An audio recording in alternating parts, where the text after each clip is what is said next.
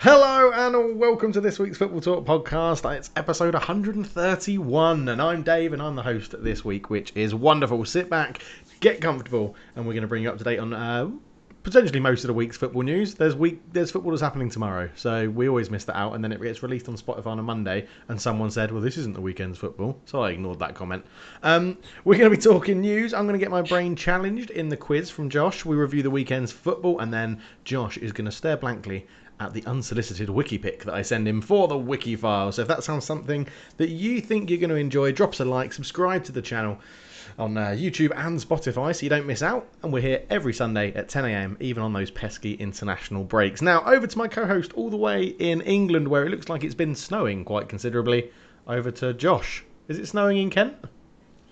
No. No, That's the weather. Back to you, Dave. Okay, great. Here we go. How are you doing, No, sir? I live right in the southeast corner, so right by the sea. And I mean, I think it doesn't really snow much, but I felt like it snowed more as a child. You know, I feel like we got snow. Do you know what? You had your childhood in the same town as me, Dave. Do you not feel like we had more snow? Like, I feel like there was some snowy winters. See, I always think it's snowed more as I got older, but the snow was never as good. So the snow would be for a shorter... When I was younger as a kid, I always thought it was a shorter duration of snow, but it was like thick, when it probably wasn't, because it doesn't happen. But yeah, no, I can't remember it ever thinking it snowed more. Well, I don't know, I've lived here for 3 years. I've actually got memories of going out sledging, but now I don't remember last time I had the opportunity to take my kids out sledging. I'm thinking, how would I go out sledging? I mean... Well, maybe. Careful of doing myself a bit of mischief. Yeah, I probably would. It'd be fun. Yeah. Of course you would. Yeah. Yeah. Just go on your own. Don't take the kids. Fun. Yeah. So, yeah. yeah. An hour meeting. Well, yeah, I'm just working from home today, and obviously I am working from home, obviously. Yeah. But yeah, going out sledging. Oh, that'd be fun. It'd be great fun, wouldn't it? It'd be great fun. But yeah, so it's not okay. It's not snowing, but snowing. How's life? Life's all right. Yeah, pretty good week for me. I mean, thinking of football that we won't mention from the week. We probably won't mention midweek football, I reckon, no? No? No? Do you reckon we'll just skip over the midweek games? I think I'm happy to do that, yeah. Yeah, I think there wasn't really much happening, so I think we'll just leave that there. Stuff happened. Get over it. I'm trying to. Yeah, okay. All right. But there is some news, though. There is midweek news. Yes. And I think, we have to start on the biggest talking point. Everyone was like, well, he's kept his job for another little bit of time. It turned out he didn't. He just kept his job to beat Luton, and then they still sacked him anyway a day later. So Frank Lampard has now been sacked, and Tuchel has come in to replace him. It will happen very quickly. Thoughts? We did put a poll out as well, which ended 50-50. Yeah, I know. Incredible. What do you want to say about that? That's a really... I mean, the fan base was split, should we say. Definitely, yeah. What do you think about it? What's your take? I think it's the right decision. I don't think appointing Frank Lampard in the first instance was the right decision. I don't think he's of the caliber of manager to ever take them to the next level. So it would have always been a project ongoing. It had all been rumbles it had all been doubt in people's minds. Is he up to it? Tuchel has, produced and has the kind of the skills, I believe, to take them forward, and therefore it's the right longer term decision, really. Yeah, I mean, I'm just going to selflessly plug my own YouTube and Twitch stuff here. So Cultured Left Foot, go and check me out. But on streaming, we had a stream around Football Manager and then chatting around Lampard and Tuchel. And it was sort of like if Chelsea had sold Hazard and weren't in a transfer ban and had all that money and then could have spent that money in the window, there was no way that Lampard would have got that job. It was Hazard had been sold, they were in a transfer ban, they needed someone that the fans could connect to. And Lampard did that, and he ticked those boxes. He did really well, and that's what I said. I think I tweeted his legacy should be that season, playing youth. Or finally, the loan army came back, and actually, a number of them are still around doing bits. And you got Reece James at Wigan, you got Tammy Abraham, where was his last loan at? Swansea. Villa and Swansea, yeah. Yeah, and Bristol City, I think was it as well. And and you've got Mason Mount obviously at Derby, and Fikayo Tomori was at Derby, now at Milan. That's where his legacy was. I mean, it just got all a bit too big, I think. But I really liked Tuchel's style of play previously. I mean, I've said he's had success, and it's funny. You look back and go, Well, yeah, he didn't win anything in Yeah, I was going to comment Bundesliga, on won that. stuff Yeah, in Liga. And it's like, well, yeah, because Bayern always win in Bundesliga and Paris Saint-Germain always win in Liga. And it's like you can't discount one and credit the other. He's yeah, just done well at both. He's shown he gets a style of play and improves players and plays lovely and systems. no matter the league of the French league, PSG is a big job, and he got that job, and Dortmund was a big job, and he got that job, and it's a better track record than failing to get promotion with Derby. Yes. So, Yeah. yeah. So What do you what think? next for Frank Lampard then? Well, yeah, I was going to ask you that as well. So I definitely could see him going to Celtic, but I think they will prefer someone like Eddie Howe, like we mentioned before. I don't know if a team in the it's one of those. Would he manage another team in the Premier League because he's sort of? But then he played West Ham, Chelsea, Man Man City. City, yeah. So yeah, I don't know if he's got that loyalty thing about being a not being another Premier League manager. But you But think he'll want to go into management again and get back on the horse, yeah? oh, I think so. Yeah, I think he personally for him, I think he'll want to get back on the horse and go for it and act as if it's just a run of the mill. I got fired. That's what happens when you're Chelsea boss, sort of thing.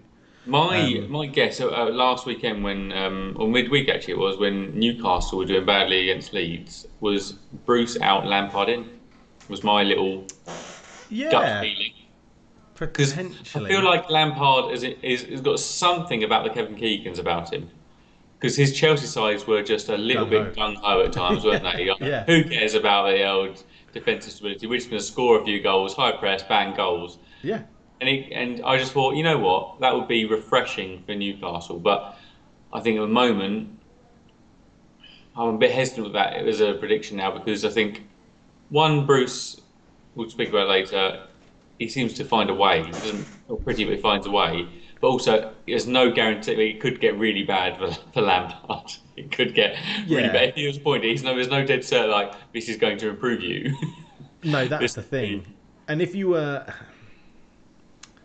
like you're right, Steve Bruce is doing enough for Mike Ashley to keep Steve Bruce in the job, which yeah, is keep not enough for Newcastle in the that. league. Yeah, and Yeah. then you've got the question of would I don't think Lampard would go there because he knew he wouldn't get money to spend, and Keegan did spend money when he was there. I think the football would be great. I think the fans would enjoy the attacking flair of it. I think that might arguably make Newcastle closer to relegation, not having a care Yeah. in defence. At least Steve Bruce is trying to keep them defensively solid before doing anything else. But yeah, there's an interesting comment. What if Nuno does get the boot? Lampard to Wolves?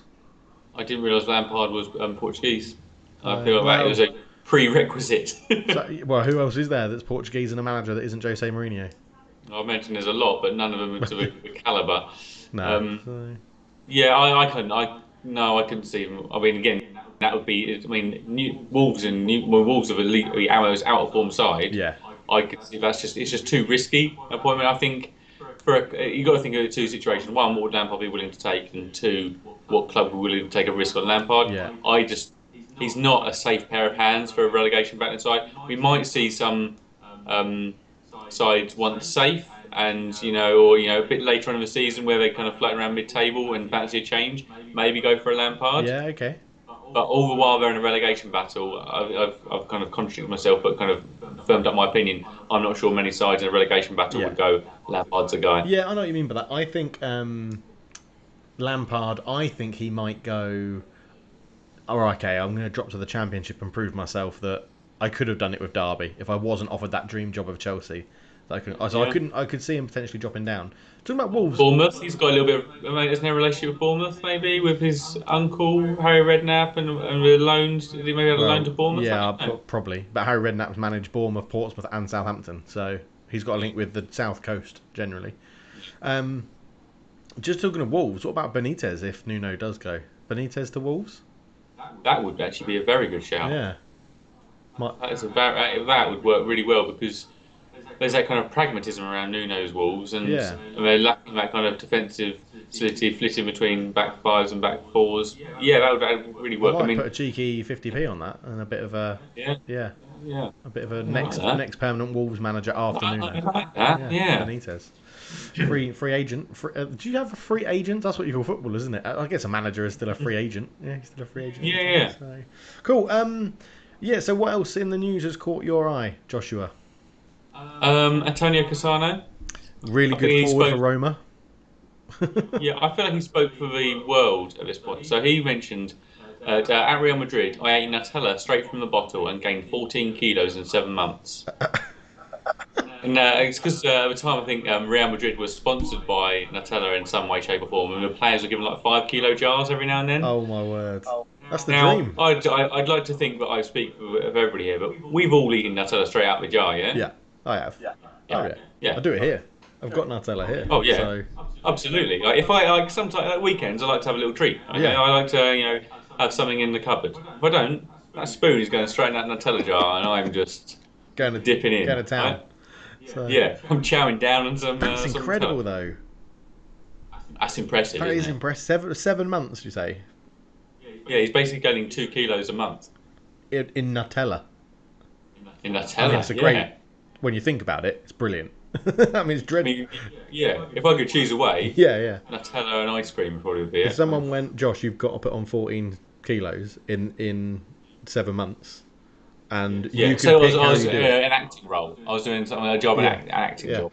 How would you go about it? Yeah. yeah. Do you know how Nutella came about? Just quickly, how it came to No, production?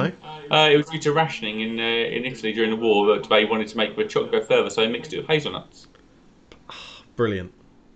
Now, I thought David had a very good knowledge of World War I Two. do. Studied history at A level, didn't I you? did do history at A level. Yeah, Why don't I teach that? yeah. Crikey, I know. schools have gone to pot. It's because it's full of Absolutely. football knowledge, Josh. It's full of football knowledge. Oh yeah, yeah. Except for the Tell me things about that it. you quiz Yeah. me on. Then it's not that. That's not the right knowledge.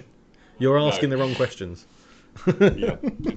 Yeah. But yeah, so cool. Anything else in the news? I don't think there was too much. I mean, the Lampard thing was the big bit of news. Yeah, I don't think there was too I much think that there more. may be another managerial job on its way soon with Real Madrid again losing Oh yesterday. yeah, yeah. I can't see And I just Zidane. can't help but feel that Pochettino might think, oh, that's a better job. I don't know about that. I don't think Pochettino's reputation is going to be hurt at PSG. I think because I think he'll win. No, and you've got to think about it in the long term. Like Pochettino, what has had one, this is his fourth job in Yeah, management, and he's probably mid 40s. I mean, we spoke earlier about Roy Hodgson's had what was it, 20 jobs in yeah, management. So, and it goes for that's another 30 years. So he's got time to that's not the only chance to get on the merry-go-round at Real Madrid, is yeah. it? And I don't think you would want to be on that at Real Madrid at the moment. It's something underlying isn't right about it. Well, So, there's just so much to do, isn't yeah, there? You look at the positions and that pick at 11, you go, oof. There's a midfield, two of the midfielders, and Casemiro's a little younger, but Cruz and Modric are nearing the end. yeah, Eden Hazard is not getting any younger at all and hasn't performed. You've got still got Marcelo and Ramos. Ramos hasn't signed a contract. You've got Varane, who seems to can only play with Ramos. You've got Mendy and Marcelo. One can attack, one can defend. It's a bit of a shocker, that one. Yeah, it's a rebuild job. yeah. It's not. Yeah. It's not guess. And I know Pochettino probably could be the man to rebuild it, but I don't think he's going to be having those sorts of sleepless nights thinking, "Oh, I could have been Madrid manager." I think he's going to be delighted at happy taking his wage at PSG, potentially probably winning the league. If not this year, he will win it next year, and then Hmm. challenging for the Champions League. You would hope. Yeah, I think he Yeah. could fail at PSG or fail at PSG if that's even possible, and then still get the Real Madrid job if he wants Yeah. it. So, well, yeah. Hmm. A bit of touch in Italy. Ex Premier League players seem to be just the only ones that can score. Lukaku getting a couple for Inter, Ramsey scoring for Juventus. So, Oh, I didn't see Ramsey score. Yeah, there was obviously a little tete-a-tete for Ibrahimovic and Lukaku in the week. yeah, That was a bit. there was when That apparently, was a funny headbutt, that one, because yeah, it was like they were kind of go. Lukaku was expecting to go face to face, and then Ibrahimovic leant in, so it was like almost like a kind of hard kiss on his forehead. And I mean, Lukaku had the last laugh with Inter winning, with Christian Eriksen grabbing a last-minute free kick, which was nice to see. And it seems like he's the key to the Dele Alli deal to go to PSG. It seems like to allow Dele Alli to go on loan to PSG, Spurs are expecting would only allow that to happen if we get Eriksen back on loan I knew you in were January. interested, but I didn't know that was the whole link. Yeah, I saw Yeah, I Fabrizio mean, maybe. Romano. I didn't see what tier news I looked at and to get that, but that's. But I could see that's been rumoured throughout that Yeah, we're wanting to have a replacement for Dele Alli who hasn't played. yeah, okay. Yeah. Brilliant. Yeah, we want someone else to sit on that bench. Yeah. Not even that bench sometimes. Bloody hell. Okay. So, but yeah, so it's Serie A is actually looking quite close now. So Juventus are third on 39 points, and then it's Inter 44, AC Milan 46, but Juve have got a game in hand. So it could be 42, 44, 46, which is very close for Serie A after recent years and what's been happening. So. Yep. And then when you got La Liga's stretched with Atletico, well, it's getting the games in hand, points on the board. So it's Atletico have got a kind of lead, haven't they? Yeah. Ahead, but and Barcelona not even there. But yeah, they've got the 2 games in hand and already 7 points ahead. It's like you're kind of in dreamland there. You could be 13 points. Yeah, it's incredible. Ahead, just over halfway stage, Yeah. which will be amazing. Definitely. Right, I've just got to very quickly welcome in Shiv to the chat, who says, "Hey, another Wolves podcast," because obviously he's our resident Wolves fan. So Yes. yeah, you're getting airtime. It's fine. It's good. It's good. All right then. So have you got anything very briefly for news? Shall we move on? There. Yes. We're gonna chat around. Well, I can't remember what we said, Josh. Are we gonna do quiz or do you want to chat around pundits? We'll chat around pundits a bit. Yeah. It was what happened yesterday, didn't it? When we were, I can't remember how it came. Oh, I know how it came about. You were watching Man United. Everton Newcastle. Oh, was it? Everton. Yeah, before the United I'm game. going to have to jog Dave's memory here because he'd been for a bottomless brunch, I think, by this time and was a little bit tipsy. So, if he's the host, I'm going to just cover this bit because I was sober at the time because it was just midday. And so, Dave sent me a photo of a man A little on man, a screen. a small man. A little man on a screen. It turned out to be Eddie Howe, was that Yeah, right? Eddie Howe. Yeah. And then we spoke about who his kind of pundit was on the show, and it was Andy Townsend. I was like, oh, that brings back some memories. Like, does anyone ever lose a job in football? Because like Andy Townsend, not great. I mean, he was part of the ITV Champions League team. I remember as a kid, like With Clive it was Tilsley. Ron Atkinson, Robbie Earle, Andy Townsend. Was it Clive Tilsley as well? So Clive Tilsley and Andy Townsend did the commentary. If Andy Townsend wasn't in the studio, he was doing the commentary. It was with Clive Tilsley. Yeah. So. Yeah. And I mean, one, Tilsley's been sacked from ITV, but obviously got picked up because he's probably the best. Yeah. I think he's probably my favourite. Yeah. Ron Atkinson, I actually quite liked Ron Atkinson. I enjoyed his comms. I mean, maybe I look back if I had a more educated ear to it now, I'd think it's awful. But see, disgraced pundit for his racial slurs he used back in the day. Yeah. Robbie Earle, disgraced. Yeah. So this was. So on that quickly, Ron Atkinson, I presume he's not anywhere now. I don't know what he's up to. That's why I wanted to. I'll give him a quick Google. I have no idea. I assume he is nowhere because what he said was quite bad. Yeah. So I'm going to assume he is nowhere. Yeah, I can confirm my he's. thoughts were we've got listeners from all around the world, and and we watch football at different streams around the world. Can anybody let me know? My first kind of question is like, who do you get to see? Are you watching? If you're watching in Brazil, you're watching in, I don't know, America. What kind of pundits do you get? I've got news for you about Ron Atkinson. So in 2013, he was in Celebrity Big Brother. Okay. And in 2002, he released a Christmas song. Oh, It's Christmas, let's give love a try. It failed to gain chart success. Is it? Oh. I'm shocked. Yeah. You know, Chris Kamara's got two albums out, yeah? I knew he had a song. I didn't know he had 2 albums. Oh, a couple of albums. Yeah, one was released this Christmas. Maybe if it wasn't for Ron's prejudice, maybe they could do a duet. Well, yeah, potentially, yeah. Atkinson returned to TV screens on August 2009 on the Channel 4 reality Chivo celebrity show Celebrity Wife Swap. Yeah. Here, when questions about his controversial comments about swappy Tessa Sanderson, he refused to discuss it. Amazing. Atkinson is currently a pundit on Williams Hill the Punt podcast. There you go. So he is still. Oh, if anyone's listened to that, please let us know. If not, I'm going to have to search out myself and find out what he's up to. I can imagine he's not doing much research and just going off stuff he knows. Yeah, I imagine he turns up to every game and asking why people aren't playing 4-4-2. That's what I imagine. Yeah. Yeah. So. But Robbie Earle was obviously on that ITV team, and do you remember how he disgraced himself? I was gonna, because you brought his name up yesterday to say we could talk about it, and I was like, I have no idea about this story. Okay, so this was the 2010 World Cup, and there was this kind of marketing thing where some people were in the stadium in seats, and they had were wearing there was like a number of 5-10 people were there wearing shirts on camera advertising something. and it turned out that it was in the kind of the VIP section. It turns out someone had sold their tickets, their comp tickets, to this marketing agency, and it was Robbie Earl, friends and family, had sold their tickets and had allowed this kind of guerrilla marketing in there. Unbelievable. His contract was terminated immediately. Was he terminated midway through the World Cup? No, I don't think he was on the TV at the time. Okay. I don't think he was like he was. I think he was punting in their match, going, "Can we have a look at the crowd, please? Just want to see that. Just no, just yeah. Just focus on that for 30 seconds, please, while I talk over it." Yeah. Okay. I think he was just it all got traced. I mean, I don't know why he didn't expect it to be traced back to him. Like, it's pretty silly. Yeah. Very strange one. Okay. So I mean, like. But is Robbie Earl somewhere? Is Robbie Earl doing bits anywhere? Yeah. I don't know. Can I waste too much time googling people? Let's have a look. I'll have a look. You feel the air. No. Yeah. Okay. Well, the last one I had, who this brought back memories because it was more who he was with on the because I used to watch Soccer Saturday as a teen, so this will be in the early 2000s, and it was Rodney Marsh. Do you remember Rodney Marsh on there? Do you remember who else was on there? Oh, with Rodney Marsh, it was.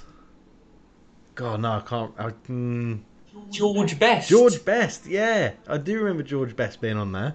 Yeah. Bloody hell. And yeah, but Rodney Marsh making a very inappropriate joke about tsunamis. I remember that one, yeah. Yeah, I presume. I mean, surely he's not working now. I don't think so. Yeah, I don't think he's working. I forgot that Robbie Earl is still working. Yeah, and I tuned into his commentary quite a lot when I first moved here because they had a link with NBC in America, and they got the NBC footage, and he works for NBC out in America. All right. His son Otis is a footballer and was drafted by FC Dallas in the 2015 Super Draft. There you go. Ooh. There you go. Bit of a thing for you. He got an MBE for his services to football ticketing. He did. He got an MBE for services to football. But yeah. So Robbie Earl has. Robbie Earl, yeah. Robbie Fitzgerald Earl. Do you know what year that MBE was awarded? 1999. Okay, so a few years before his advertising scandal. Yeah. Okay. No talk of redaction. Is that what you get for an MBE? I don't know. Assume so. Yeah, the Queen just comes and whips it off. Yeah, rips it off your chest. Yeah. So, yeah. But yeah, Rodney Marsh, George Best. Okay, no, let's not go too old. Who's your favourite pundit? Let's go positive pundits as well. Do you know what? Who do you like? I really like Ali McCoist. Ali McCoist. Is a co-commentator? He does Amazon Prime. I really enjoy co-commentary from Ali McCoist. He's so wholesome. He's nice. He's funny. He's informative. He's really, really good. Okay. I don't think I must have heard him in Champions League or something before I moved here because he's done it a while. Oh, you got to check him out, mate. Yeah. He's really good. Yeah. Okay. You? I quite like Matty Holland. Have you had much of him in the UK? Okay, yeah, I've heard Matty Holland. Do you know what? I often spend my time trying to work out who it is. I'm like, I never put the names up regularly enough. And so you're like, God, who is this? Because like the commentator will mention, obviously you being a former Man City player yourself, but I never say his name. It's like, who is that? Yeah. Yeah, and it's really hard, because it's often someone could be like Mark Pembridge or something. Oh God, right, okay. Who was at Spurs the other night? It was Steve Sidwell, and it was like, oh God, yeah, right, yeah. Because like you obviously see them there on screen sometimes. So I think it's one of my special talents actually. I had to put you don't know what you bet was, but you bet like hearing a voice and working out which celebrity it is. Right. I've got an ear. I've got that ear. Okay. So but it frustrates me because I'm like, I should get this. Yeah. But yeah, Ali McCoist. Efan Akoku as well is a very. He's very good. Yeah, Efan Akoku is very, very good. Ross. So who's awful? Who's awful? McManaman's awful. Oh, Steve McManaman can get. I hate him. I cannot listen to. I've got to mute it if he's on commentary. If we have him in Singapore. Just on a Spurs Liverpool match during the week, it was like they sensed the tone, guys. They were talking about like how bad Spurs were. And then the commentator mentioned, the last time Origi about to come. Last time he scored when he came on was against Spurs in the Champions League final. It's like, do you want every Spurs fan to turn off right now? You are doing nothing to keep the Spurs fans engaged here. I was like, you shut your mouth when you talk to me. Unbelievable. Yeah. Shut your mouth when you talk to me.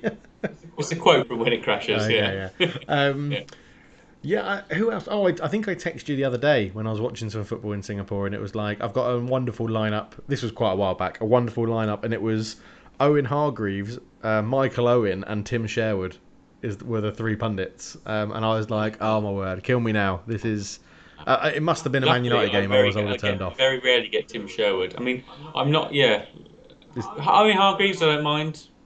Owen Hargreaves is good when he's got good people with him. So when he's with Michael Owen and Tim Sherwood, he's terrible. He's dire. He's really bad. Paul Scholes has got into it a lot on our TV over here. Paul Scholes we have. Yeah. That's because he can't manage. Yeah, probably. Yeah. Ross, there's Barry Davies and Trevor Brookin. Can you remember them as a duet in the Yes, 90s? yeah. As a duo. Wasn't that also the voice of Provo in the early days? It that... was, and then Provo got changed over by Jim Beglin and someone else partnering Jim. It was Jim Beglin, wasn't it? Oh, who was it? Jim Beglin was Jim Beglin and someone. It might have been Andy Townsend. It might have been. You'd have thought. Jim and Andy. You'd have thought the amount of hours that we've pumped into those games, we'd remember this. Yeah. Blimey hell. Andy Hinchcliffe, you ever had him? He's been mentioned. Yeah, Van Andy Hinchcliffe, yeah. Do you like him? Dark Horse, Ross says, as a co-commentator, pundit.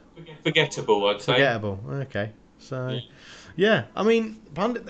I think it comes back to the point that you were saying before. Does anyone ever actually leave football?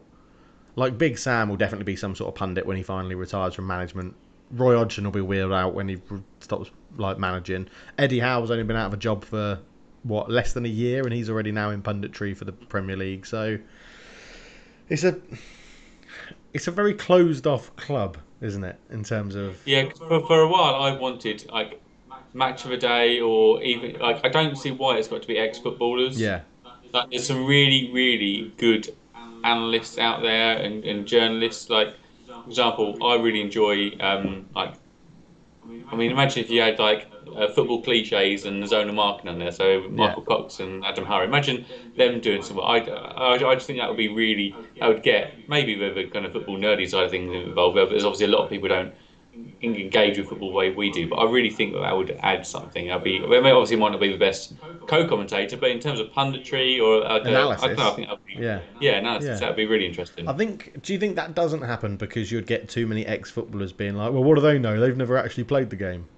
I mean, because referees get that comment at them all the time, and referees train. It is somewhat refreshing having a referee. I mean, although I can't remember the guy's name on BT Sport, but he never ever contradicts anything. He'll say something and then go, referee make a decision, and he'll go, yeah, I completely agree with him as well. Is it the bald guy?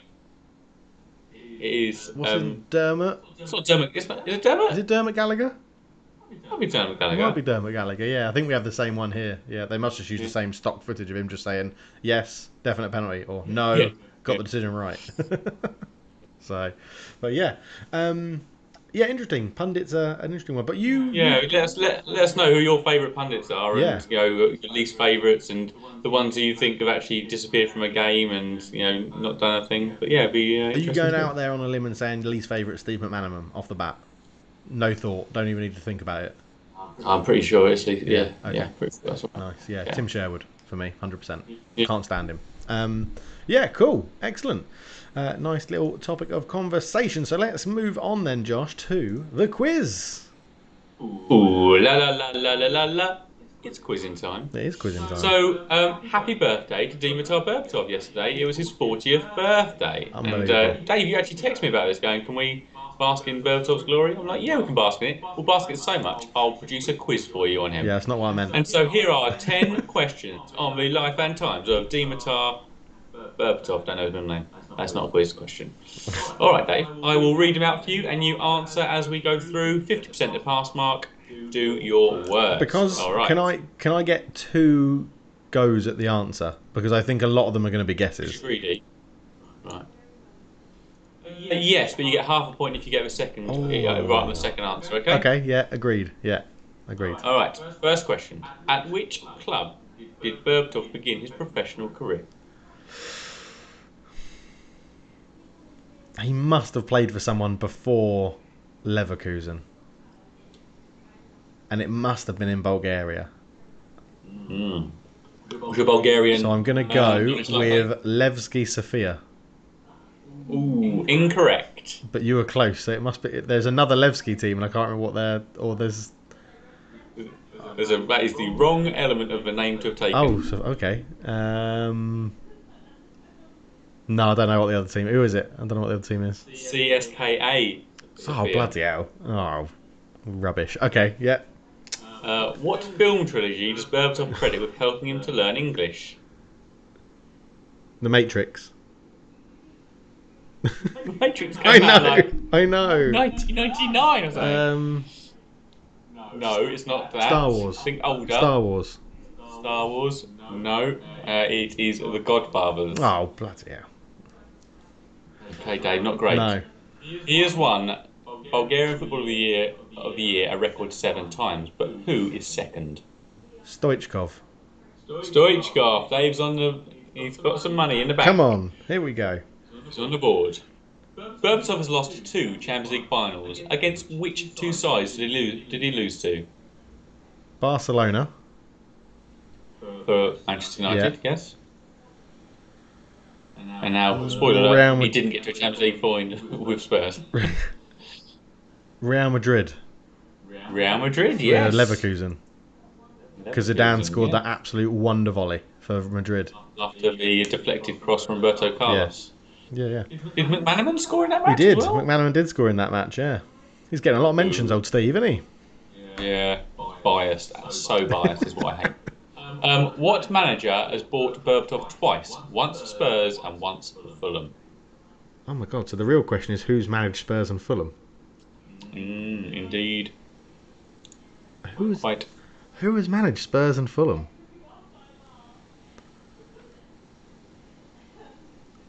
Oh, it's gonna be. Oh, I don't know, and I feel like You definitely know him. Definitely know him. Who has managed Fulham? Scott Parker. Yeah. John Ticana. Yeah, Kevin Keegan. yeah. Roy Hodgson. Roy Hodgson. Oh come Who's the on. little German guy who ruined it for everyone? Glasses. Oh, what that rubbed cheese onto that defender, Yeah, Breda Halling's key leg. with- Yeah. Well, I can't remember his Yeah, name. I'll cue you with like placenta. What was his name? I'm trying to think of a different. I mean, don't put other questions in my head when I'm trying to think of the answer for this. I'll think of that one. Who managed Spurs and Fulham? This is like my John era of football. This you can't get any he's more. a big name. Big name. No excuses here. Big name. Big guy. No, I don't. Not a big name. A name. A name. Yeah, 2 names. A first and a second name. Oh my word! Who on earth managed Fulham and? You want to come back to it, Dave? Yeah, because that it's got to be up there somewhere. That has to be up in my head somewhere. Okay. How many league titles has Berbatov won? Oh. What global? European, globally, or is it just in England? Actually, I'll give you a clue here. It's just in England. He's only won league titles in England. Oh. 2. Correct. Against who did Berbatov score 5 goals in one Premier League match? Now, this isn't my answer because I'm still thinking, but I was just going to go Wigan, but I think that's Jermaine Defoe. I actually did it against Wigan. Did he score 6, Jermaine Defoe? No, only the record is 5. It was 5 Premier League goals against Wigan in a 9-1 victory for Jermaine Defoe. Yeah.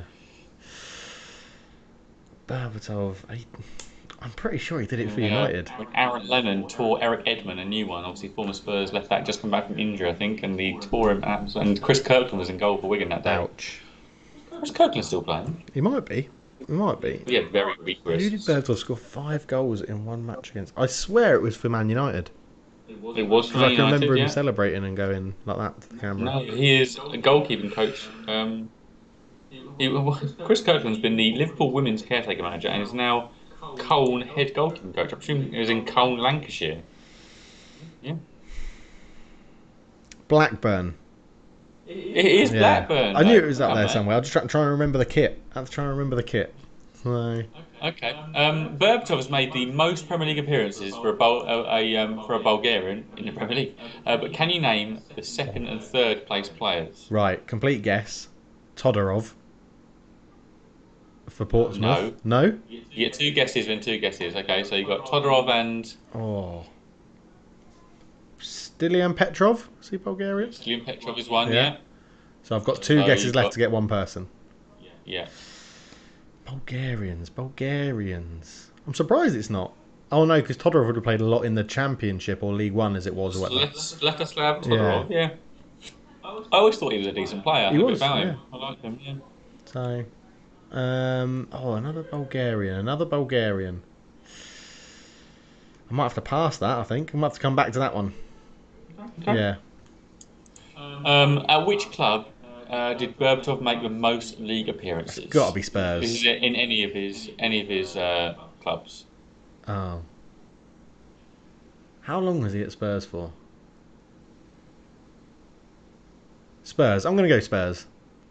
Spurs, I think, is the lowest. He spent Oh, really? 2 seasons. Oh, I was shocked by this. Like, he made himself such a legend in 2 seasons. Oh, he's played 3 seasons, but he left after a week in September, in August. Sorry. Oh, I always picture him no. having a big stint at Spurs. Yeah. No, unfortunately not. Because you came in and ruined it. Yeah, we you did. ruined it for us. Yeah, we did. We ended up with Pavlyuchenko, Fraser Campbell, and Darren Bent. Yeah, that's terrible. That's terrible. Especially according you got Campbell as part of the deal from us. And we didn't even let you have him permanently. We gave him on loan because we still thought he might be quite good. I'm glad of it. So, I'm glad of it. Where's Fraser Campbell these days? So many players I don't know about. Most league appearances. I'll go with Leverkusen. Is Leverkusen for half a point. You're on 45% so far, Dave. At which club did Berbatov end his professional career? Fulham. Fraser Campbell's currently at Huddersfield Town. Fulham. Fulham? Yeah. 0? No. Go again. That's well before the end of his career. Is it? Okay. But was he? I don't think he stayed in the UK after Fulham. No, Fulham was his last English club, yeah. I probably would have gone back to Germany. Would he? Yeah. Yeah. I don't know, so I'm gonna guess with a bookend of Bayer Leverkusen, a sort of bookend. Okay, so no, so 0. But I don't have it in front of me, but I think it goes Fulham, Monaco, Pauk, and then Kerala Blasters is his last. Yeah, I was never going to get that. Club. Okay. Okay, we'll go back to these 2 questions then, Dave, and I'll put you out of misery if you can't. We have what manager has bought Berbatov twice, once for Spurs, once for Fulham. Right. Alternatively, which manager has managed Spurs and Fulham and Spurs with Berbatov there?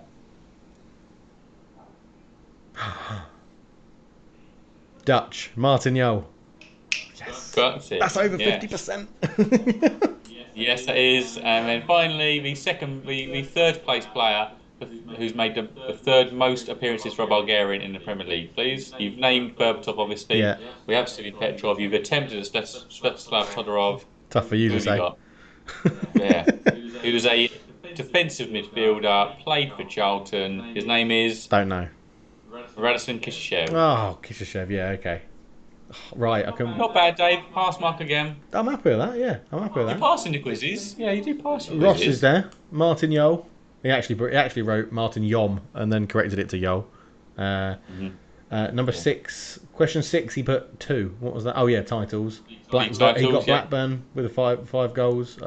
Man United, most career appearances, which it wasn't. It was Leverkusen. And then Fulham. He said same as me. He thought he ended his career at Fulham.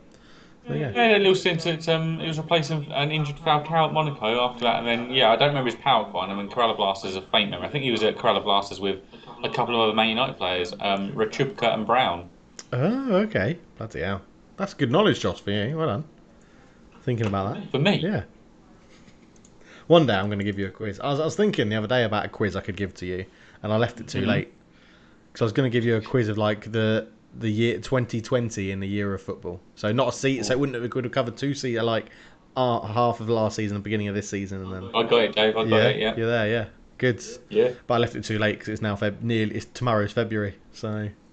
Oh my goodness, it is. So, get your online tax returns done by close play today, guys. Oh, mine got extended in the UK to the 28th of February. So.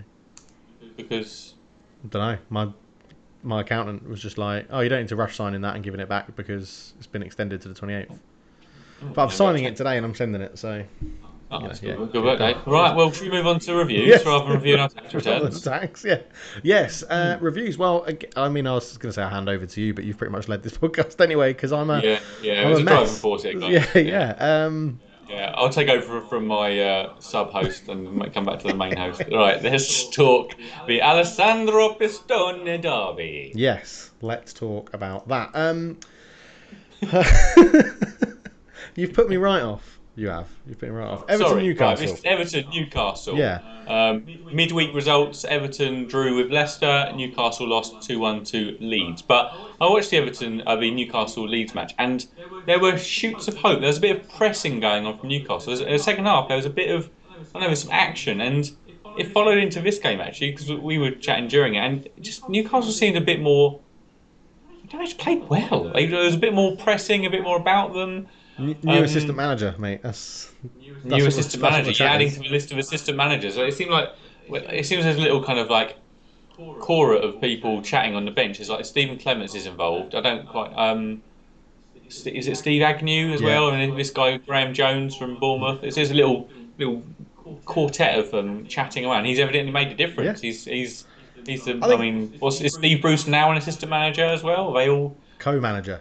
one? Yeah. Co-assistant. Not many co-managers are there. There's that Sweden team back in kind of noughties, 90s had a dual management. Do you remember Yeah. that? That was Yeah. yeah, I do remember that. That was weird.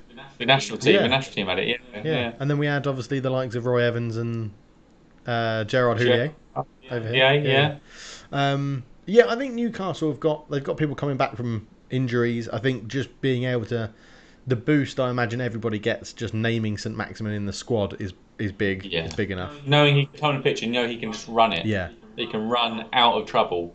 Yeah. I was thinking earlier, like I want to name my kind of exciting 11. Okay. And not necessarily now, but St Maximin would be on my starting 11. Maybe like an Ndombele would be in midfield. Like the exciting players, you'd get to go, oh, they can produce something. Like Adama Traore can just produce something out of nothing. Yeah, I think it might not be the best, but you're like, God, that'd be fun to watch. Yeah. Okay. Oh, we can do that one day. Yeah. It would. I mean, I don't know what you'd choose for an exciting goalkeeper. Like, do you choose someone who makes mistakes like a Jordan Pickford because that keeps the excitement going? I'm more thinking of good excitement for a supporting fan. Maybe like an Edison. It's quite exciting because they go, wow, that kick has gone. Yeah, and then put him on free kick. So Put him on penalties. That would be Done. There you go. Edison, and you have to put him on penalties. Talking of Pickford, actually, I was going to mention him in this because the first goal, I think it was, from Callum Wilson, the header, when flicked header. it was a lovely header. I still think Lovely Pickford. header, I still right think into the Pickford corner. could have done more. He he dived really low, but the header wasn't quick. It was a looping header. No. So It's not quite looping because it didn't go high enough Yeah. to loop. But and that's what my do you want? problem. Adjective. That's my Yeah. problem with it. I think is that I think Pickford could have taken a step and then dove. Yeah, I think it's a guided header. I think that one is a Guided. guided. I would say guided. Yeah, it was very good. I mean, he's just got his arms are too short. Yeah, that's His arms are too short. Yeah, T-Rex arms, isn't he? So, Yeah, obviously made a mistake during the week. It's looking more and more likely that we're going to be upset in the Euros because he's probably going to start, and it's just going to be sad for everyone. well, There is a good team there. I'm not sure. If he gets dropped by Everton, which I think he will, because they played the Olsen guy for one game and did okay. He did fine, didn't make any errors. I think Ancelotti's going to have to drop him soon enough. You can't keep having your goalkeeper making a clanger or not saving. I mean, he probably arguably didn't do too much. Yeah, wrong I'd say. in this game, I'd say but- it should have been. If you're going to do that, you'd be dropping him for this game after his clanger versus Leicester. Yeah. But I think it's. I mean, credit to Callum Wilson. I ever since his little interview after the Spurs match earlier in the season, I don't like him, which is petty from me. But he's done really well, and he's a good option. He's quick. He was happy to go like out onto the flanks. He knows his centre forward role. He's a good centre forward, and obviously decent in the air. He probably could have got. He had a lovely through ball that he kind of scuffed wide. Yeah. But he's been a really good signing for them. He's got 10 goals now. A lot of them are penalties, obviously, but I think he's scored enough from open play to. So I think he had a really good game. It was impressive, but Everton were just pretty poor overall, really. I mean, there's a couple of players James is coming back into a little bit of form after being like an opening weekend marvel, and then just kind of. And Yeah. I mean, I do go back to Ancelotti's quote around him going, "Some players just are so good they don't need to take time to adapt." Well, I think maybe he did take time to adapt.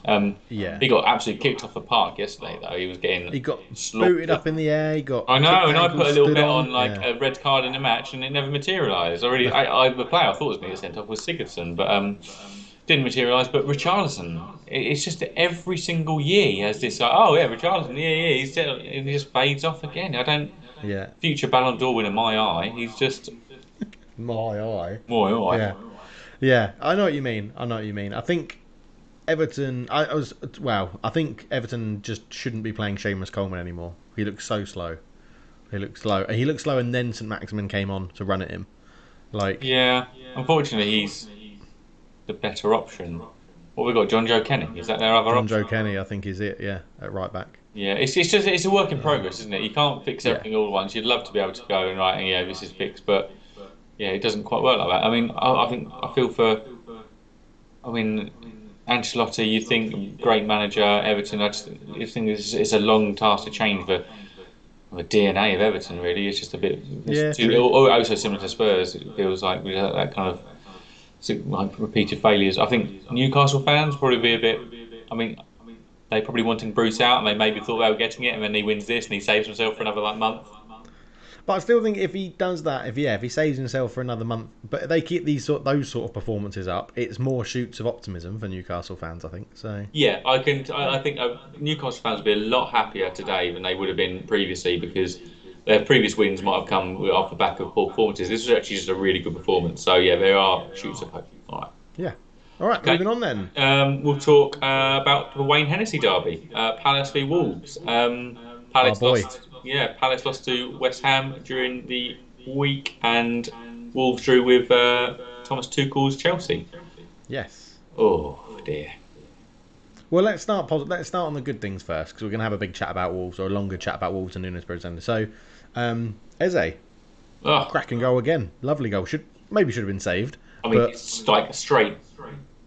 It's just straight. yeah. But I mean, like the dribbling, The, with the goal, little the little drop of a power shoulder on the and left hit. Yeah. foot. I love Yeah. it. I'm such a big fan of Eze. He's just so lovely to watch. And I was thinking, do you reckon Crystal Palace, like, do you reckon they have the quickest 11?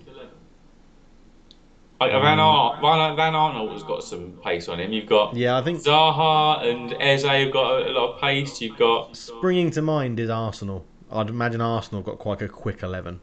Yeah. Aubameyang, Bellerin. well, I don't know. I reckon Aubameyang's age and Bellerin's injuries have probably slowed them down. I'd put them a bit Yeah. lighter. Who's got Yeah. the quickest 11? Man United. Rashford, Martial, Greenwood. Shaw's no slouch, but that'll be Shaw's a top not a speed. slouch, Yeah, Wan-Bissaka's got something. Yeah, Wan-Bissaka's got quick pace. Lindelof's pretty quick for a centre back.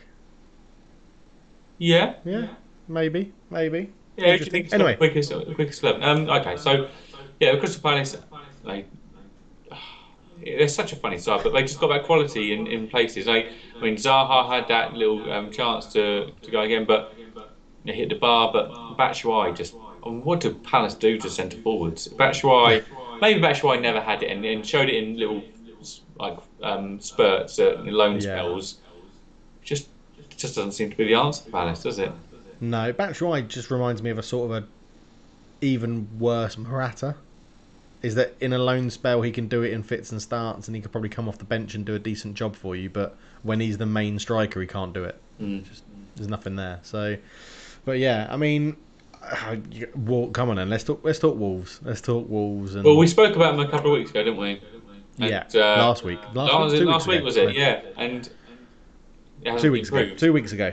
2 weeks ago. Hasn't really improved, has it? Bottom of the form league. No. I mean, William Jose has come in, and he actually there's some chances in this match. He looked like he had something about him. He had a good save from Guaita. He tipped it over. Hit the bar, I think, didn't he? Did he? Oh, no, that was the save. Yeah, yeah. no, And then Guaita saved it. did he have that header late on? Yeah. But it's just not. That's not the only element of it, though. It's not. It's not just the fact that Jimenez is missing and they're replacing him.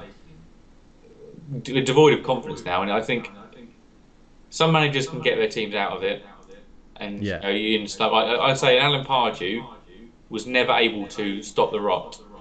No. He was never able to. He could keep sides performing when they're performing, and he had good runs. He had a good spell at Newcastle, but when things got bad, they just ended up. It never came back out of the slump. I just feel like Nuno's this guy now. I feel like he just doesn't know what to do now. He's chopping and changing.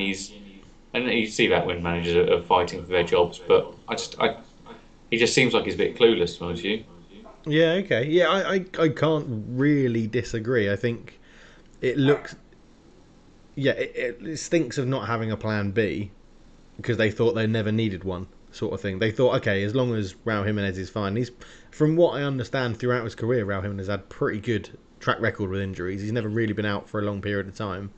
But yeah, it was just not the best man management, I think, and squad management that they've done.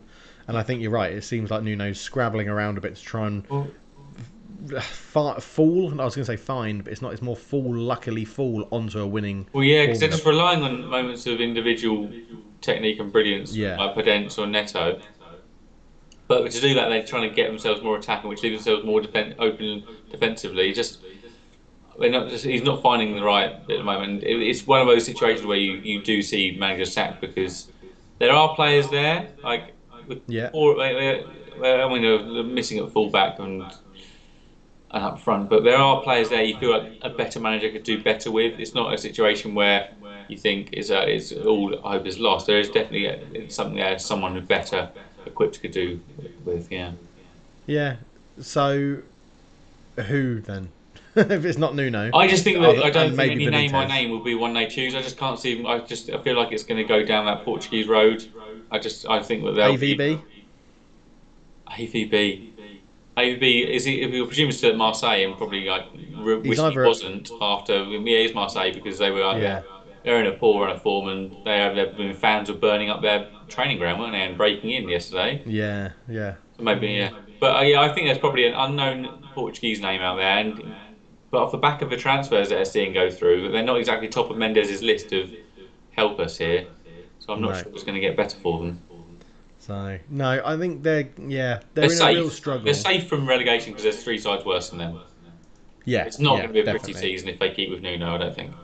But I think they might stick. That's weird. I think they might stick with him because I think they could see if he turns it around, then it's fine. And I think if they just take this season as it is and say, well, we're not going to get relegated, so it doesn't really matter. You also have that it's unnecessary expense.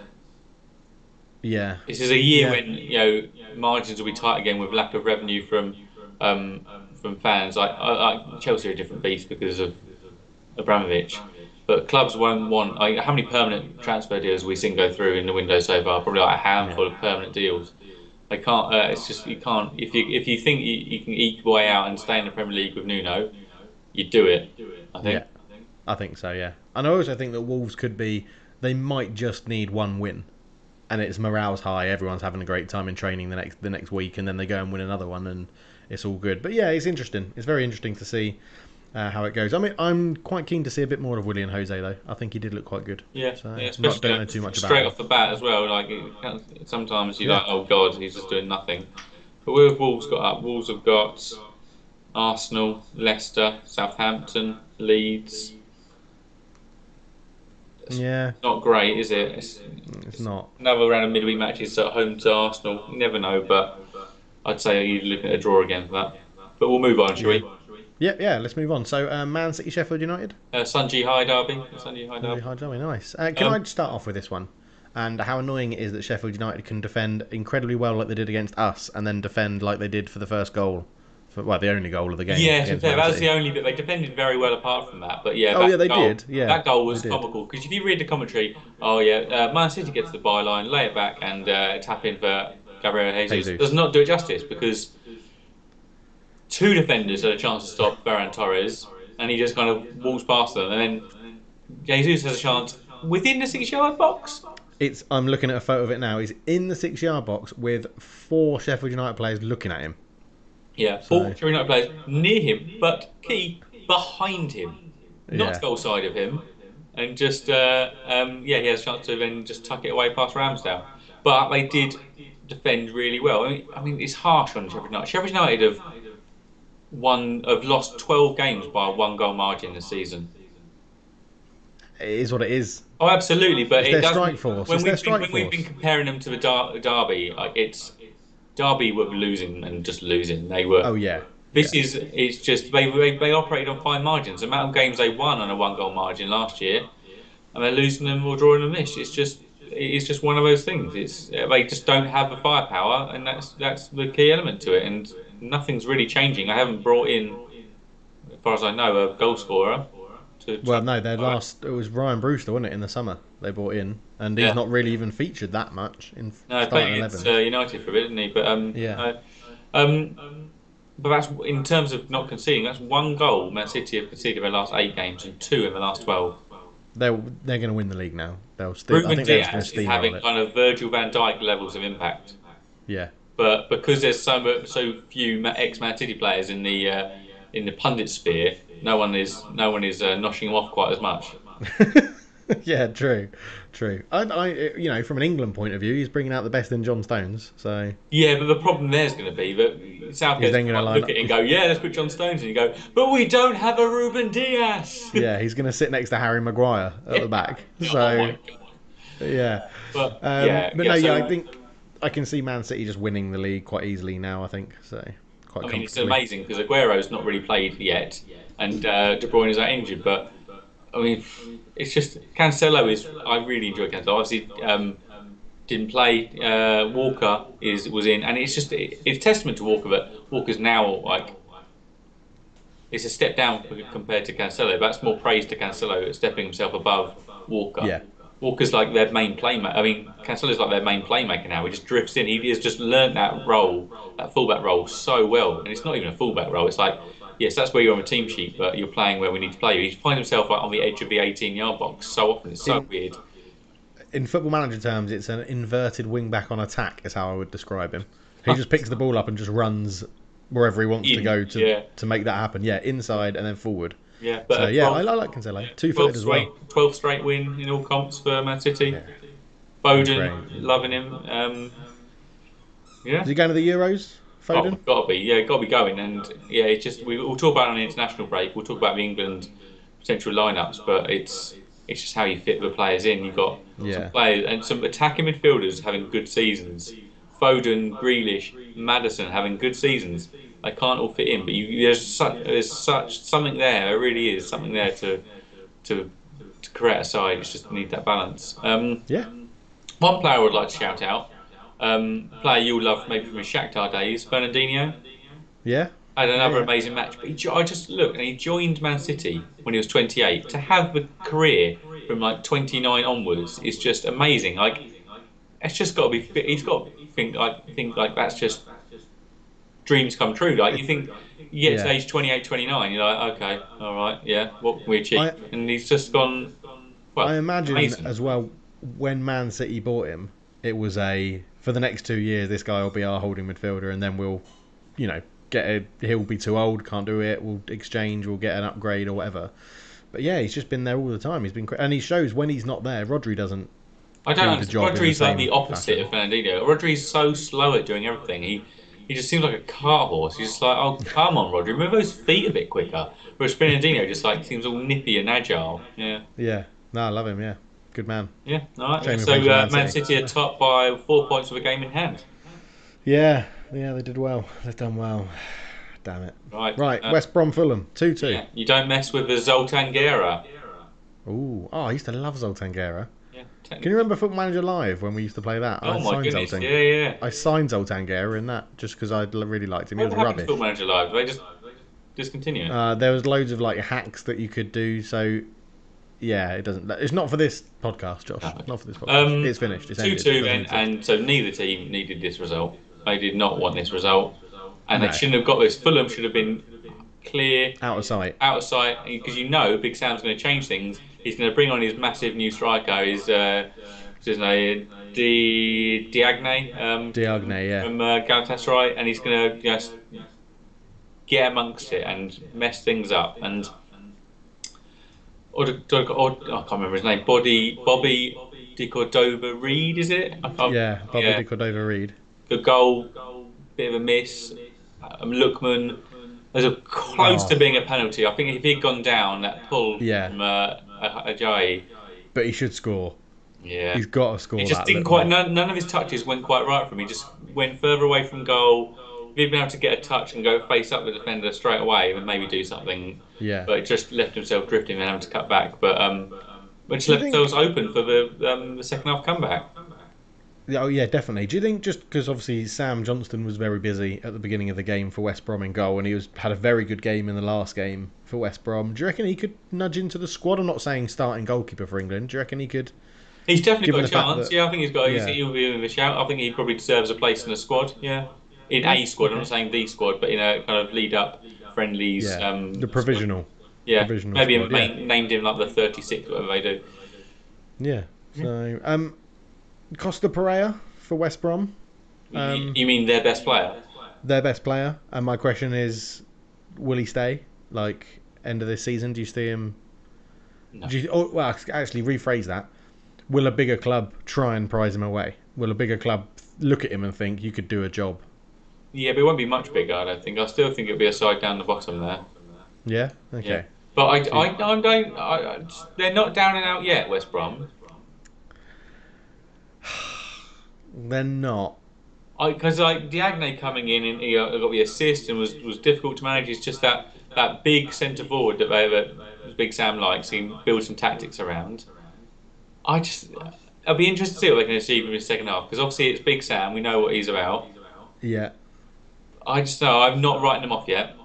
If I don't know who are Brighton playing today or tomorrow? Spurs. Spurs. No, okay, Spurs will win that. Yeah. No, they won't. Spurs will draw. If Brighton beat Spurs, I think that might be too much for West Brom. I would put money on this being a draw. Brighton Spurs being a draw. Okay. All right. Fair enough. But yeah, a 2-2 draw. It's a very entertaining game. I mean, talking of draws, Fulham. This match was obviously a draw. Fulham have drawn 8 games now. Only Brighton Hove Albion has drawn more, 9 games. Yeah, I just they can look back upon improvements over the last say 10 games, like the first 10 games, second 10 games of the season. Yeah. It's just too many draws there, too many missed opportunities for a win, and that would have.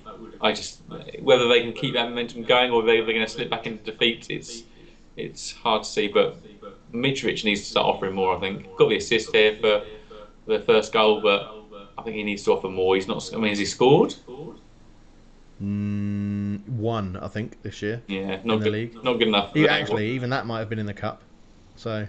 Yeah. Yeah, not good enough. You're right. Yeah, it's not good enough. So, Legend in the chat says it could be interesting. A newly promoted team might try and take Pereira if WBA go down. Then yeah, I mean it's funny. You see, like similar to maybe like Emi Buendia stayed at Norwich, obviously. Yeah. Whether Norwich has a bigger lure in terms of they kept a core a lot of players together there, and don't know. Different clubs that operate in different ways when they get relegated, but I'd say that players like that I think is always worth looking at. I mean, Liverpool often look at relegated players, don't they? Very true. Shaqiri, Robertson, Wijnaldum. Yeah. Very true. All right then. Moving on. Moving on to Mikel Sylvester derby, Arsenal, Man United 0-0. Obviously, midweek Arsenal coming off back of a good win against Southampton. United not so much. Yep. Cheers. And Arsenal without probably 3 of their better players, Saka, Aubameyang, Tierney not in, and so it ended 0-0, which was a bit of a surprise to me, Dave. You stayed up and watched, did you? I stayed up and watched it. Yeah, I stayed up and watched it. I predicted 1-1. I thought it would be a draw. I'd predicted a 1-1.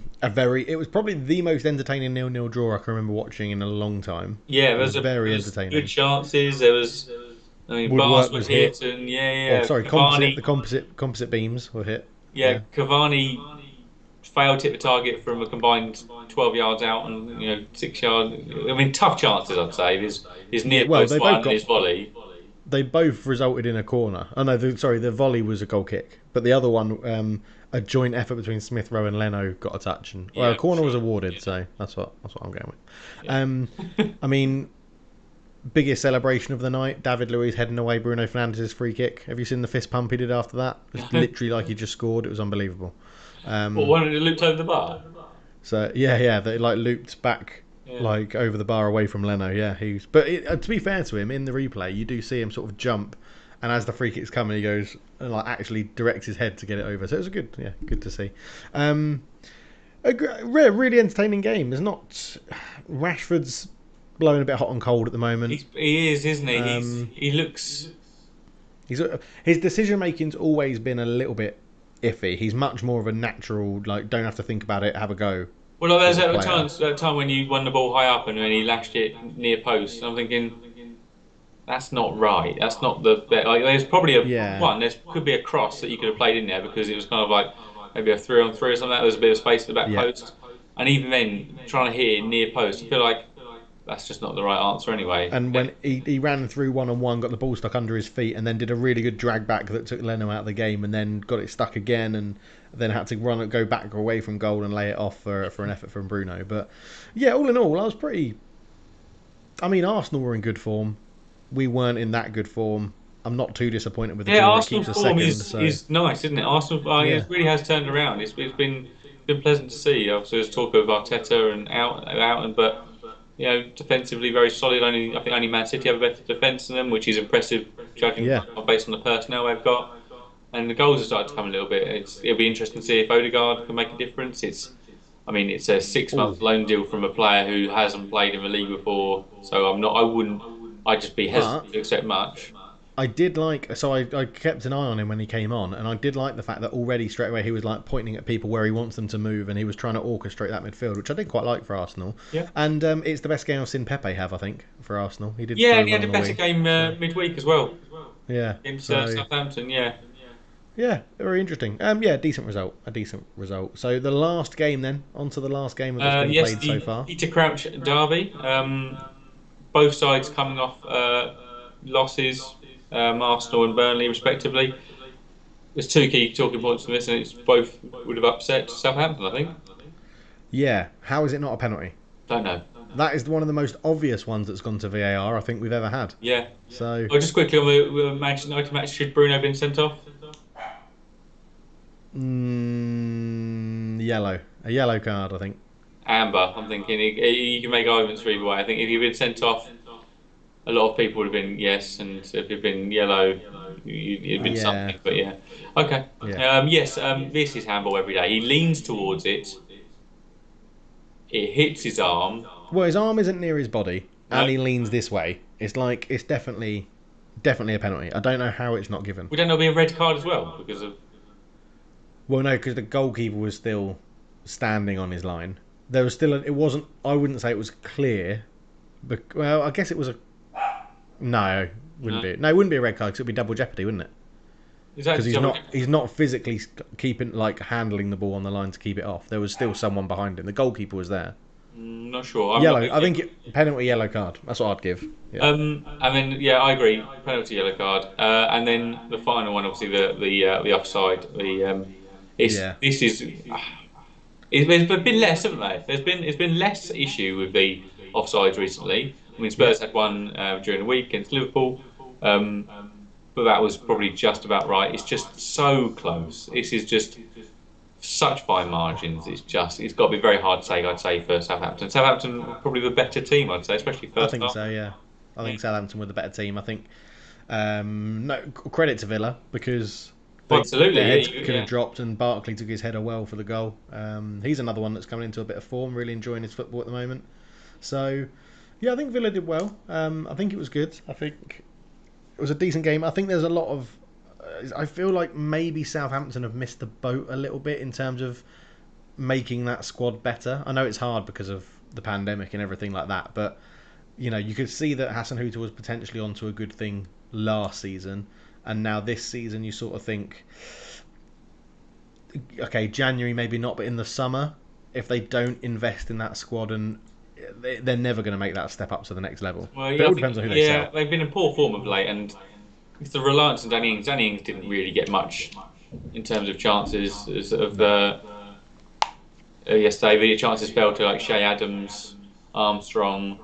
I mean, I don't think England's had a couple of shots outside the box, but Yeah, they've been in poor form, and it really was so reliant on Danny Ings' form. It really was. You can badge up everyone. Oh, he's a good player, but I think he was overachieving slightly for them, and, yeah, and now he's underachieving. But there's a point where I just don't think he's. It's just a lot of reliance on a player who is a good player, but yeah, Spurs rely on Harry Kane, for example, but Harry Kane's a step above, and so even without yeah, performing as well, you'd still be above that. But yeah, it's yeah. I know what you mean. I know what you mean. Both, I think I'd say I'd put these at pretty even keel. These two sides. Yeah, I think so. Yeah. They've got very good starting 11s that they can rely on, and if you get injuries like you're saying to a Danny Ings or to a Jack Grealish, then below it you're going back to teams that struggled when they Yeah. first got to the Premier League sort of thing. So yeah, but Southampton find themselves 11th, Aston Villa up to 8th, so not too bad.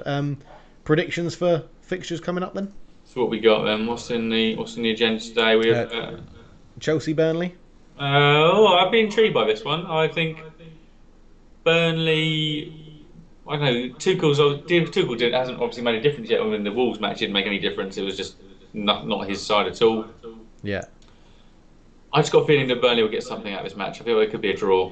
Obviously, Burnley. They had a good result recently. I think they played.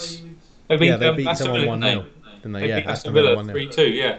I don't know. I feel like I think Burnley will get something out of this match. I'm going Chelsea win. All right. Leicester Leeds. I think this will be a really good match. Yeah. I think this will be score. Like, goals are plenty, but I think Leicester might just nick it. Okay. Who else have we got? West Ham v Liverpool. Oh yeah. Why is that not That's an showing up on interesting my? match. Obviously, West Ham are on really good form.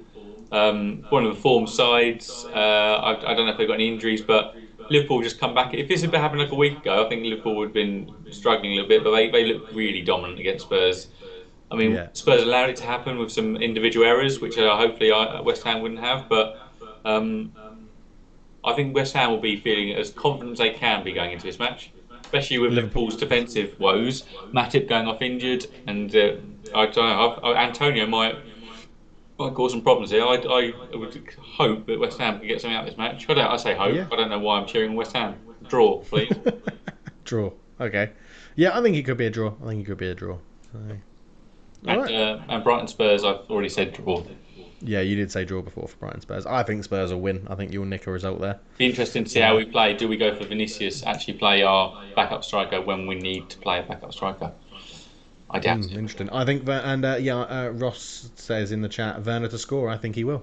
And I'll say good morning to Jim, who's just turned up to late. Jim, you're late. There's a shot. Tard. Yeah. Right then, let's move on to the Wikifiles, because I got a Wikifile for you. Hey! And on the screen, Josh, is your Wikifile from me to you. So if you see it, say it. Oh my goodness, Dave. Okay. So we have a youth career from birth, is that, to 1996 for Nottingham Forest. As is the way. Yeah. Yes, womb to youth team. From 96 to 2003, they played 7 years at Nottingham Forest, 181 appearances, 51 goals. Not with a little loan spell out to a New Zealand dance, the Haka, I think it may be a chant, with 18 appearances, 3 goals for Haka. A little loan spell to Ipswich as well, 6 appearances, 1 goal. But then they move on from Nottingham Forest permanently to West Ham United, 142 appearances, 47 goals. So we've got a good goal return here, kind of 1 in 3-ish we're looking at. But then they leave West Ham to another claret and blue. They go to Aston Villa. Don't really do much here. 3 years there, 29 appearances, 5 goals, with loan spells at Wolves and Newcastle. Permanent deal comes to Blackpool. 16 appearances, 5 goals for a year, but they also spend some time on loan at Barnsley. A decent goal record in that return that 2011 season. 10 appearances, 4 goals for Barnsley. We then make a road move. We spent our times in the Midlands. We've gone to London. We've gone to Midlands again. We've gone to the Northwest. We've gone to the Northeast. We've now gone to China, Guangzhou RF. 10 appearances, 4 goals in 2011. But we come back and we go, that was a little bit too much, exotic life there. They come back to Nottingham Forest again, back to what he knows, 4 appearances, 0 goals. We then move on to Barnsley, 32 appearances, 2 goals. Goals have dried up, really have dried up. The early career was 1 in 3, this is now kind of 1 in 10. Bristol City, 12 appearances, 1 goal. Hartlepool, 53 appearances, 6 goals. And we end it in 2015-2016, 38 appearances, 10 goals for Nuneaton Town. Totaling 571 appearances, 144 goals, with 98 of those goals coming in the before 2007 for Nottingham Forest and West Ham. Yeah. Okay, this is difficult. This is so where Premier League football's coming in at West Ham. West Ham, Villa. There will be a 99 season at Nottingham Forest, I think. Yeah, Nottingham Forest, West Ham, Villa, Newcastle. I think was the championship. I think. And we're talking. Ooh, No a very, one's, very no one's got attacking, it in chat yet, Josh, either. So you're okay at the moment. attacking player. I'm thinking maybe a winger or attacking midfielder. Incorrect. Centre forward. It's a out and out centre forward. Out and out English centre forward. English centre forward, yeah. Who signed for West Ham from Nottingham Forest in 2003, 2007, then went to Villa to do very, very little. A Chinese spell in 2011 is the real. Any ideas? International appearances, please? I think England B this reeks of, but International appearances, 0. and nothing, zilch. Zilch, absolute zilch. Not even a sort of like second nationality grandma sort of thing. Okay. He is the same height as Christian Daly. Do you know what? I was about to ask height and I thought this is scraping barrel, but okay, so he's like about 6 foot. Okay. 6'1", 1.85. Mm-hmm. Left-footed or right-footed? I'm presuming right-footed. Right-footed, yeah, right-footed. So, Right-footed. And he played at Blackpool, was the Premier League as well. So that might give you a bit of a hint because they were only there one season. Yeah, and the only. Oh, okay. So Blackpool's centre forwards. I've got Brett Ormerod, Right. Gary Taylor Fletcher. Yeah, it's neither of them. Oh, Balderdash. You could also say Marlon Harewood. It's Marlon Harewood. There it is. He's got it. Big Marl. Marlon Harewood. Marlon Yes. Do you know Harewood. what? I remember seeing a clip for him actually the other week of him at Hartlepool, and he got put through on goal, and he just absolutely tearing away from them. And yeah, he was. I mean, I don't want to talk about stereotypes, but he was a very powerful man. He was formidable. Yeah. He was good. So you asked about international stats, and his international stats were 0. He has never played. He did reject a call-up from Barbados to focus on football for Villa. So not to say I'm going to get into the England squad. He said I don't want to leave Villa to travel to Barbados to play in the World Cup qualifier against Dominica, so that I can stay and focus on club football with Villa. Well, his focus didn't lead to much, did it? No, exactly. And as ever, a bit of a personal dive into the personal life of Marlon Harewood.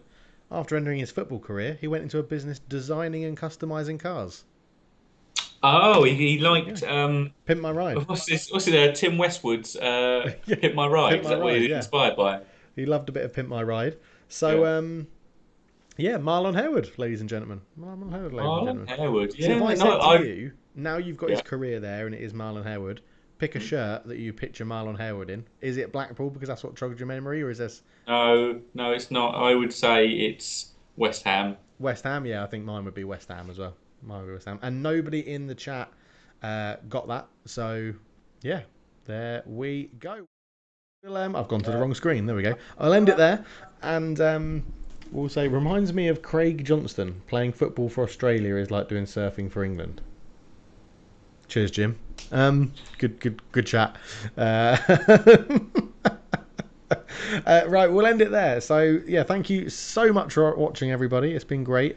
You can catch up on our back catalogue over at YouTube, Spotify, and SoundCloud. And you can find us on Twitter as well. But Football Talk. But remember, there's no A in football. So we'll catch you next week at 10 o'clock UK time, 6 o'clock Singapore time, in case you're on this side of the world as well. But thank you so much for listening. And for now, we're out. Cheers.